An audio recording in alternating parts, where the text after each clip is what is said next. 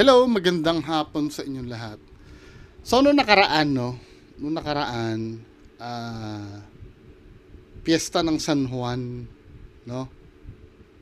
To be fair naman, parang wala namang balita na masama sa San Juan. Pero sa Tanza, Cavite meron. Kasi si Juan Bautista din yung ano nila yung parang patron doon eh. So, ito yung video. Tignan yung mga kawalang iyaan. Tignan natin ngayon.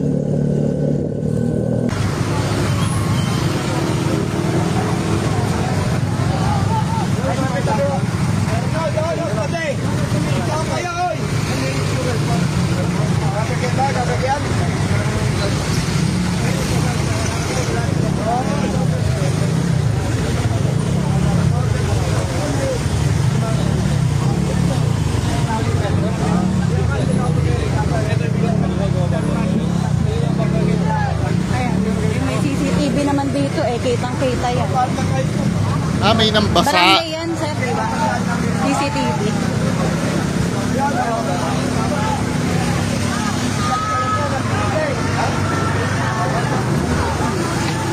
Ayos to yun.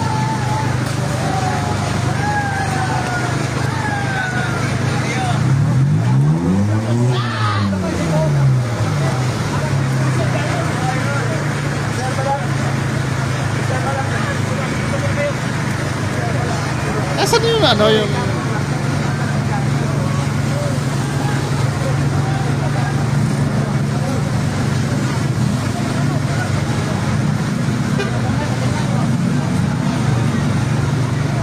Sir, mag-request po ako ng barangay CCTV. Barangay po ba yan? Saan po ba yan? Ewan ko lang kung nakano yan. Parang tanga naman ng mga taga-barangay, no? Mayor, ayan. Parang ang hirap nilang hinga ng assistance pag ganyan. Parang nagtatanga-tangahan lagi.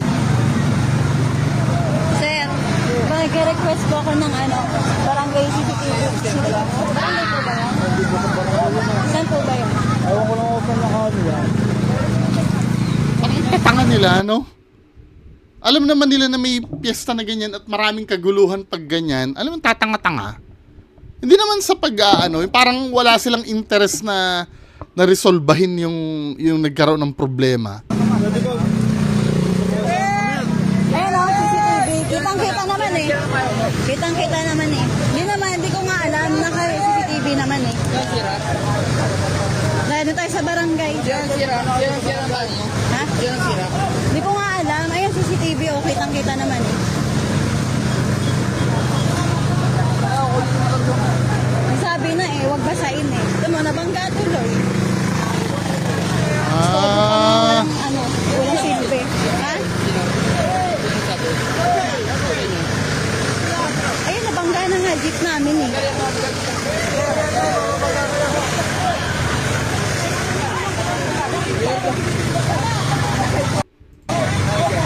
Ano ba kasi mapapala dyan? Let's say, nakapangbasa kayo, no? Anong feeling nyo suswertehin kayo, ganun? Hindi, wait lang. Sa religious point of view or sa tradition, ano ba yung pag nakabasa kayo, suswertehin? Yun ba yun? Comment nyo sa baba. Pag nakabasa ba kayo, suswertehin kayo, ganun ba? Parang mamalasin kasi mababarangay pa kayo.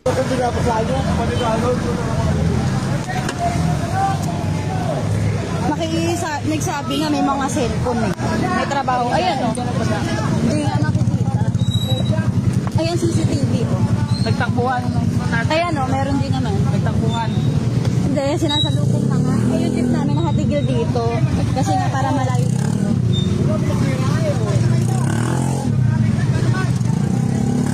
Sino pa yung mga walang trabaho, yung pa yung nagkukos ng ganyan no? Supposed to be, yung mga ganyan, hindi nakatanggap-tanggap yan Alam nyo kung bakit? May nangyayari ng ganyan taon-taon. Bakit hindi maayos-ayos yan?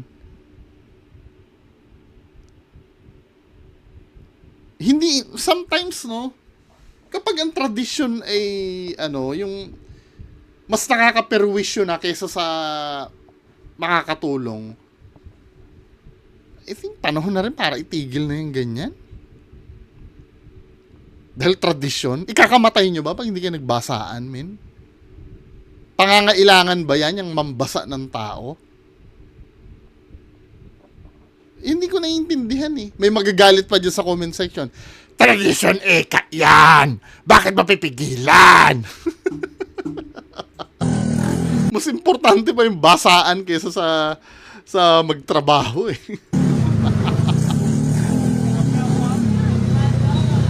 Yung mga yan. Are, puta ka, pinasala mo ng asawa ko. Inila payong ko. Eh ngayon magkita tayo sa barangay. Ala, patay ka. Kuya, may cellphone. May cellphone. Pre, may cellphone kami, pre, may pambayad na. Pre, ikaw sama kayo. Sige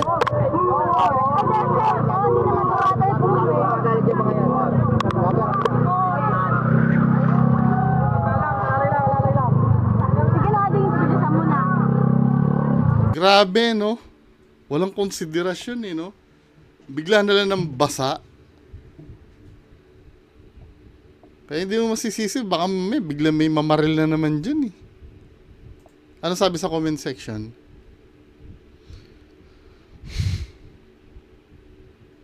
Ang maganda dyan, pagdadaan ka sa mga yan, may hawak kang itak. Tingnan natin yung view.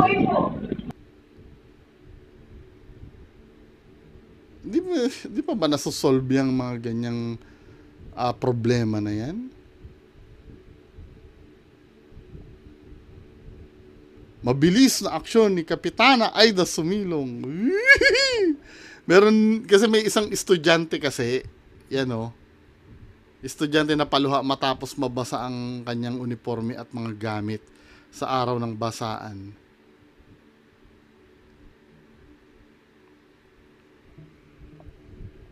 Basaan ka, walang... Tingin nyo tuwan-tuwa si San Juan Bautista dyan. Eto, may namatay daw sa basaan. Isa sa mga suspect sa pananaksak sa 17 anyos na estudyante sa Regada Festival arestado. Ay, naku, Diyos ko. Lagot talaga kayo kay Mayor SM. Kasi danas na danas ko talaga yan. Nagwo-work pa ako, dalaga pa ako. Yang barangay Punta Tanza, Cavite talagang grabe. Mabilis na pag-aksyon ni Kapitana sa abiso ng ating mahal na Mayor SM ay mabilis na inaksyonan ngayon araw na ito ng ating kabutihang Kapitana kasama ang barangay admin at bawsi officer ang investigasyon sa nangyaring basaan na naganap kahapon. Siksikan po aming ikutin at alamin kung sino-sino ang mga sangkot sa nasabing insidente ng pamamasa. I think panahon na, basaan tuwing pista ni San Juan. Kayo ba? Kung wala namang mabuting maidudulot yan eh. Sa bagay, ang San Juan ngayon yata, may isang lugar na lang sila, no? Kung halimbawa, kayo magkakabarangay, di magbasaan kayo. Pero doon sa mga pampublikong lugar, huwag nyo nadadamay. Kasi yung mga dumadaan kasi doon, hindi naman taga sa inyo yun eh. Dadaanan lang yung lugar nyo kasi dadaanan lang yung lugar nyo kasi nadadaanan yung papuntang trabaho. 'Di ba? Wala namang intensyon na makipagbasaan sa inyo yun eh. Sabi pa ni Boy Dila, nabuisit pa ako doon, sinabi ni Boy Dila. Sabi ni Boy Dila, kung piyesta ng San Juan, huwag kang dadaan dito sa amin. Bakit pag-aari mo yung daan? Diba? Yung lugar nyo yan, pero syempre, may mga hindi naman taga sa inyo dyan na dadaan. Diba? Para naman tayong mga, ito ba yon yung video? Gusto ko mapanood yung video, wala ba yung video? Nakakainit ng ulo no? Para bang, paulit-ulit na lang yan eh. Hindi na siya nakakatulong. Kung ako tatanungin, kailangan patigil na yan eh. Yung tradisyon na yan. 'Di ba? Kung hindi nyo kaya at ikamamatay nyo 'yan pagka hindi doon kayo sa lugar na exclusive sa inyo. Kaya lang ang problema kasi wala kasing thrill doon. Kasi kayo willing kayong mabasa lahat. Siyempre, wala nang thrill yun eh. Babasain mo. Ang may thrill kasi diyan, yung magagalit pag binasa. Yun kasi yung fun doon eh. Yung wag, yung gumaganon, tapos babasain nyo, tapos nabasa. Yun kasi yung masarap sa feeling dun, di ba? Pero pag ang babasain mo yung wala lang, wala, hindi masaya yon. Mga bobo. Di ba? Sko. Panahon na para itigil yan. At tayo kasi, di ba, sumusulong na tayo sa future eh. May mga tradition na rin kasi na obsolete na hindi na kailangan gawin. Lalo na ngayon, maraming taghirap ngayon, maraming gusto makapasok sa trabaho, kailangan mapagbuti nila yung trabaho nila. Bawat sweldo kasi ngayon, importante. 'Di ba? Pag nag-absent ka, malaki ang mawawala sa'yo. Lalo na doon sa mga minimum wage earners. Tapos babasain nyo, hindi makakapasok. Ano ba? May puso ba kayo? Kung wala kayong trabaho, huwag kayong mandamay ng iba. 'Di ba, men? Lamunin niyo yung tradisyon niyo na yan. Buti na lang hindi ako nakatira malapit diyan. Sige na nga. Rarakan ko na to. Dami kasi nagre-request nito eh. Yung rugby boy. Pero pagka na-red flag ako dito, paliparan nyo ko ha. So ito yung video. Sabi dito, 2 matandang lalaki pasero ng jeep nasakta ng isang rugby boy sa South Station, Muntinlupa City.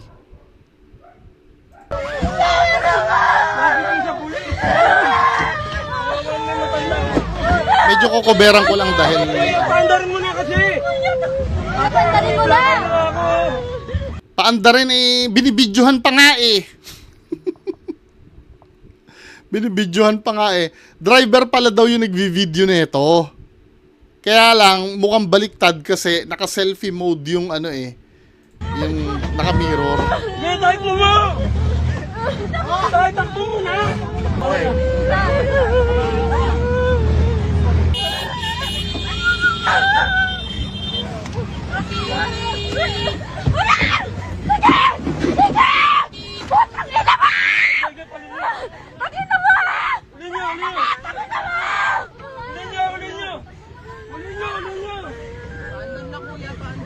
Tagal mo eh.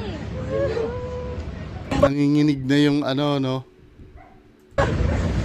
Lakay na tuloy ako.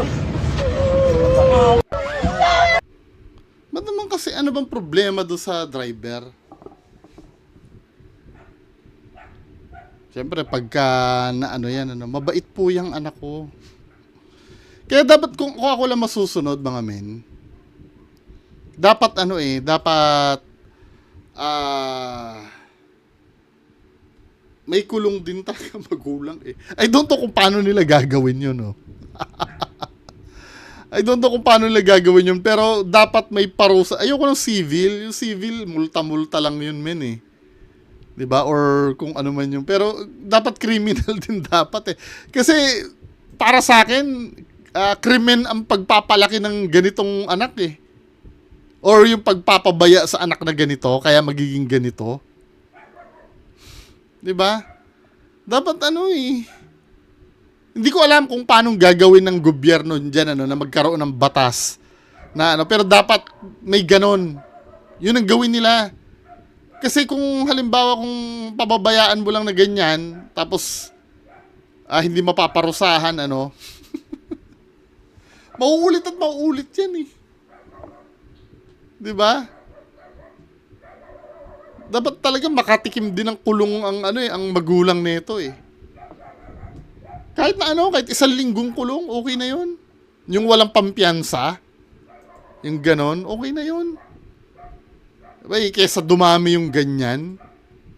Kung natatakot kayong masalvage yung anak nyo, huwag nyo hayaang paganyan-ganyan. Pambihira. Nakakaabala eh. Para bang ang dami na liability Di ba? Kaya sometimes, no, hindi naman sa pagiging masama, nakakaisip ako na yung, di ba pwedeng,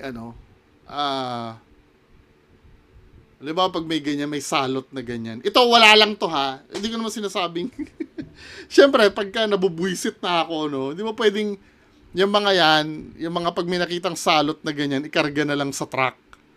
Di ba? Lahat, may salot doon, kunin mo. Tapos may landfill ng mga ganyan, tapos sabay-sabay sunugin. O joke lang yun ha.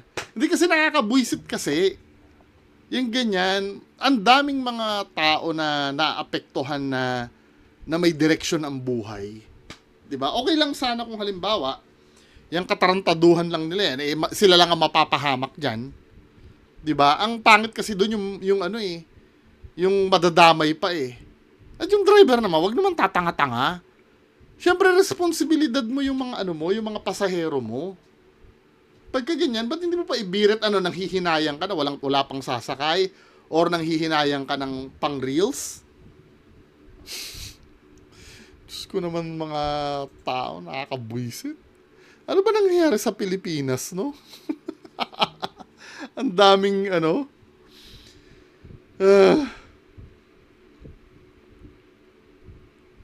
ang daming mga salot eh. Ay, Diyos ko. Anyway, mga kababayan ko, yan lang po muna, masakit ang ulo ko. Magandang hapon sa inyo lahat. Bye-bye.